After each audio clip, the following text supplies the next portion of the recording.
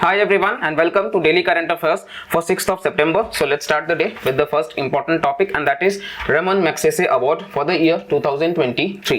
तो बेसिकली इस अवार्ड के बारे में डिस्कस कर लेते हैं कि ये अवार्ड क्या है, क्योंकि अवार्ड्स एंड ऑनर्स से भी क्वेश्चंस हम देखे हैं कि कई बार होते हैं और ये काफी इंपॉर्टेंट अवार्ड है। आप देखोगे कि ऑलमोस्ट एवरी एग्जाम में जो वन लाइनर एग्जाम्स होते हैं उसमें इसका आपको क्वेश्चन देखने को मिल जाएगा।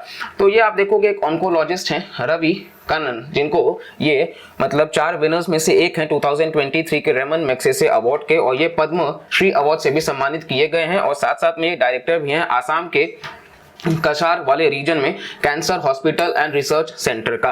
तो ये कहीं ना कहीं आप देख सकते हो ऑन्कोलॉजिस्ट, वैसे भी हम जो कैंसर के डॉक्टर्स होते हैं उन्हीं को बोलते हैं, तो ये नाम आपको ध्यान रखना है रवि कानन साहब का। तो इनको दिया गया है 2023 का रेमन मैग्सेसे अवार्ड और ये पद्मश्री से भी सम्मानित किए गए हैं। तो आपको कहीं ना कहीं वो स्टेटमेंट बेस्ड में अगर देते हैं तो ये भी दे देंगे कि पद्मश्री अवार्ड रेसिपिएंट भी रहे हैं, जो कि आप देखोगे जो भारत रत्न अवार्ड्स है उसके हायरार्की में आप देखोगे तो ये लास्ट में आता है पद्मश्री अवार्ड्स, बिकॉज फर्स्ट जो है वो भारत रत्न है, फिर पद्म विभूषण, पद्म भूषण और फिर आप देखोगे पद्मश्री। तो यहाँ पर ये अवार्ड के बारे में बात कर लेते हैं। ये एनुअली दिया जाता है एवरी ईयर और ये legacy of former Philippine president हैं रेमन मैग्सेसे, उन्हीं के ऑनर में इसको दिया जाता है। तो यानी कि जो फिलीपींस कंट्री है उनके जो फॉर्मर प्रेसिडेंट हैं उन्हीं के नाम पर इस अवार्ड को हर साल दिया जाता है एक ट्रिब्यूट की तरह। और इसको एस्टैब्लिश किया गया 1957 में by the trustees of Rockefeller brothers fund with the concurrence जो है फिलीपीन गवर्नमेंट का, यानी कि 1957 से आप देख सकते हो ये अवार्ड का एग्जिस्टेंस है। इसी के साथ साथ में इसको नोबेल प्राइज ऑफ एशिया भी बोला जाता है, यानी कि अगेन जो क्वेश्चन आता है कई बार डायरेक्ट पूछ लेंगे कि which among the following award is often termed as the Nobel prize of Asia. तो आपको ध्यान रखना है कि ये रेमन मैग्सेसे अवार्ड है। साथ साथ में आप देखोगे इस प्रकार से आपको ये देखने को मिल जाएगा कि ये रेमन मैग्सेसे अवार्ड्स के हैं जो Asia's premier prize and highest honour. Next यहाँ पे आप देख सकते हैं काकरापार एटॉमिक पावर प्रोजेक्ट। तो थर्ड यूनिट जो indigenously develop 700 megawatt electric nuclear power reactor है काकरापार एटॉमिक पावर प्रोजेक्ट, जो कि गुजरात में है और ये फुल कैपेसिटी पे काम करना चालू कर दिया है। तो अपने आप में बहुत ही बड़ी बात है। अगेन इसके ऊपर क्वेश्चन होता है जहां पे आपको मैच द फॉलोइंग में स्टेट्स का नाम दे देंगे, तो काकरापार जो है वो गुजरात में है और एक एटॉमिक पावर प्रोजेक्ट है। अब इसके बारे में अगर हम बात कर ले तो ये देश का पहला 700 मेगावाट का ये यूनिट है और ये इंडिजिनसली डेवलप किया गया सबसे बड़ा है, यानी कि स्वनिर्मित जो खुद से बनाया गया है वो सबसे ये बड़ा है। और इसी के साथ साथ में आप देखोगे प्रेशराइज्ड हेवी वाटर रिएक्टर के इस्तेमाल से बना है, प्रेशराइज्ड हेवी वाटर रिएक्टर के इस्तेमाल से इसको आगे बढ़ाया गया है। साथ साथ में यहाँ पे नेचुरल यूरेनियम का इस्तेमाल किया जाता है फॉर फ्यूल और हैवी वाटर एज मॉडरेटर, जो कि कहीं ना कहीं भारत का जो न्यूक्लियर पावर फ्लीट है इसको ये मेंटेन करता है। साथ साथ में आप देखोगे यूरेनियम के रिजर्व्स में वर्ल्ड लेवल पे सबसे ज्यादा जो है वो कजाकिस्तान में ही पाया जाता है। साथ साथ में ओवरऑल ये आपको तस्वीर देखने को मिल जाएगा कि किस प्रकार से काकरापार जो गुजरात का है काफी ज्यादा न्यूज में है, तो क्वेश्चन हो सकता है, तो इस वजह से इसके बारे में आपको ध्यान रखना है। नेक्स्ट आप देखोगे जो बिगेस्ट रिएक्टर अभी तक इंडिजिनस डिजाइन में था वो 540 मेगावाट का था, जो कि डिप्लॉय किया गया था महाराष्ट्र के तारापुर में और ये सबसे पहला भी है। तो अगेन जैसा कि आपको हम बताए थे कि ये मैच द फॉलोइंग इसी टाइप से आता है, तो तारापुर जो है वो महाराष्ट्र का है और साथ साथ में काकरापार जो है वो गुजरात का है और भी आपको देखने को मिल जाएंगे। और ये न्यूक्लियर पावर प्लांट्स हैं जो कि ऑपरेशन में है, जैसे कि कोटा राजस्थान में भी आपको देखने को मिल जाएगा, गुजरात में हमने देख लिया, तारापुर महाराष्ट्र वाला, काइगा कर्नाटका में है और ये काली रिवर पे है, बहुत इंपॉर्टेंट है काइगा भी। साथ साथ में आप देखोगे कुदनकुलम, तो ये तमिलनाडु का है, अगेन वेरी इंपॉर्टेंट। कुदनकुलम इसलिए भी न्यूज में था क्योंकि आप देखोगे इसके ऊपर साइबर अटैक भी किया गया था। तो कुदनकुलम जो है वो ओल्डेस्ट भी बताया जाता है, वन अमंग द ओल्डेस्ट में। और इसी के साथ साथ में आपको कलपक्कम भी देखने को मिल जाएगा और नरोरा जो कि उत्तर प्रदेश में, यानी कि नॉर्थ इंडिया में आपको देखने को मिलेगा, उत्तर प्रदेश जो है वहां पर और राजस्थान में। तो ये ओवरऑल डिस्ट्रीब्यूशन है, तो इनका आपको नाम ध्यान रखना है क्योंकि स्टेट बेस्ड में क्वेश्चन होते हैं कि कौन कौन से न्यूक्लियर पावर प्लांट्स कौन कौन से स्टेट्स में हैं। नेक्स्ट हम बात कर लेते हैं भारत का पहला सेमीकंडक्टर मेमोरी चिप। तो राजस्थान बेस्ड सहरसा सेमीकंडक्टर जो है वो स्टार्ट कर रहा है अपना कमर्शियल प्रोडक्शन, किसका जी, made in India memory chips का, जो कि सितंबर से अर्ली अक्टूबर के बीच में स्टार्ट होने का बात हो रहा है।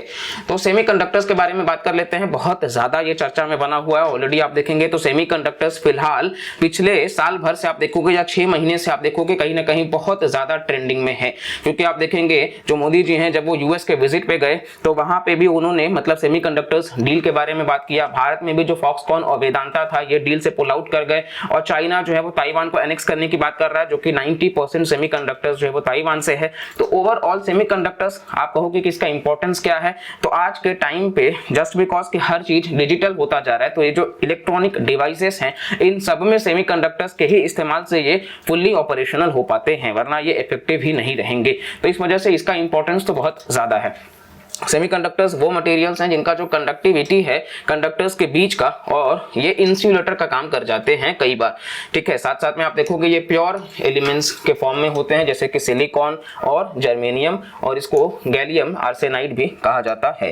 ये आप देखोगे कुछ इस प्रकार से सेमीकंडक्टर जो है आपको देखने को मिल जाएगा। इवन भारत सरकार ने सेमीकंडक्टर के लिए मिशन भी लॉन्च किया है। बेसिक कंपोजिशन में आप देखोगे इसके, तो ये सिल्वर ऑफ सिलिकॉन कहा जाता है, और ये जो सिलिकॉन चिप है इसमें बिलियंस ऑफ माइक्रोस्कोपिक ट्रांजिस्टर्स होते हैं छोटे छोटे, और इसका जो पैटर्न है वो स्पेसिफिक मिनरल्स और गैसेस पे बेस्ड होता है। ये जो पैटर्न है वो कंट्रोल करता है फ्लो ऑफ इलेक्ट्रिकल करंट और एग्जीक्यूट करता है अलग अलग इंस्ट्रक्शंस को। नेक्स्ट आप देखोगे वेराइटीज इसका, तो हायर नैनोमीटर जो वैल्यू सेमीकंडक्टर्स है वो आपको ऑटोमोबाइल्स और इलेक्ट्रॉनिक्स में देखने को मिल जाएगा, और जो लोअर वाला है उसका इस्तेमाल आपको लैपटॉप्स और स्मार्टफोन्स में। तो ये भी कई बार यूपीएससी में स्टेटमेंट बेस्ड में आता है।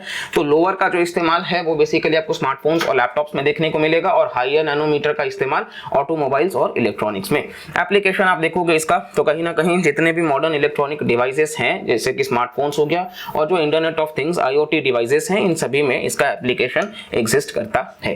नेक्स्ट हमारा जो टॉपिक है that is special session of parliament. तो गवर्नमेंट कन्वीन कर रहा है special session of parliament from September 18 to 22, और इसका जो कॉन्स्टिट्यूशनल प्रोविजंस है कहीं ना कहीं आप देखोगे कि पार्लियामेंट को समन करा जाता है under article 85 of the Indian constitution. तो समन करने का जो प्रावधान है ये आर्टिकल 85 में मेंशन है भारतीय संविधान के।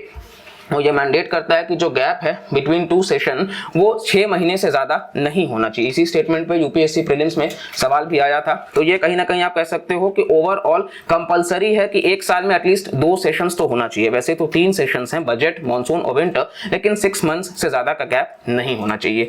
साथ साथ में आप देखोगे ये आपको संसद भवन देखने को मिल जाएगा, और अभी तो नया पार्लियामेंट हो चुका है तो उसके ऊपर भी सवाल हो सकता है आपसे।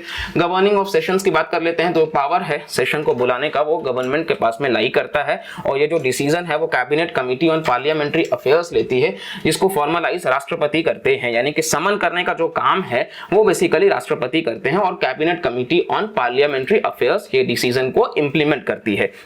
ओवरऑल आप देखोगे तो कोई फिक्स्ड पार्लियामेंट्री कैलेंडर तो है नहीं, बस 3 सेशंस हैं। बजट सबसे मतलब आपको बड़ा देखने को मिल जाएगा और सबसे स्टार्टिंग में, और इसी के साथ साथ में मॉनसून सेशन जो हाल ही में बीता है, और फिर विंटर सेशन जहां आप देखोगे कि नवंबर टू दिसंबर के बीच में आपको देखने को मिल जाएगा कि ये पूरा का पूरा स्लॉट होता है। और अब क्योंकि ये स्पेशल सेशन बुलाया गया है जिसमें कहीं ना कहीं आप देख सकते हो कि कई सारी बातें हो रही हैं कि हो सकता है इंडिया का नाम भारत कर दिया जाए, या फिर यूनिफॉर्म सिविल कोड के ऊपर चर्चा हो सकता है, वन नेशन वन इलेक्शन एक मैटर हो सकता है। तो बहुत सारी बातें हैं। अब ये सारे सोर्सेस हैं, ऑफिशियल क्या है ये तो आपको जब सेशन स्टार्ट होगा तो खुद ही समझ में आ जाएगा। बाकी इस करंट अफेयर्स सेशन से सिर्फ इतना ही। अगर आपको वैल्यू मिलता है तो प्लीज लाइक करिएगा, और ऐसे ही करंट अफेयर्स वीडियोस के लिए चैनल को सब्सक्राइब करके रखिए। मिलते हैं अगले वीडियो में, तब तक के लिए bye bye, take care and जय हिंद।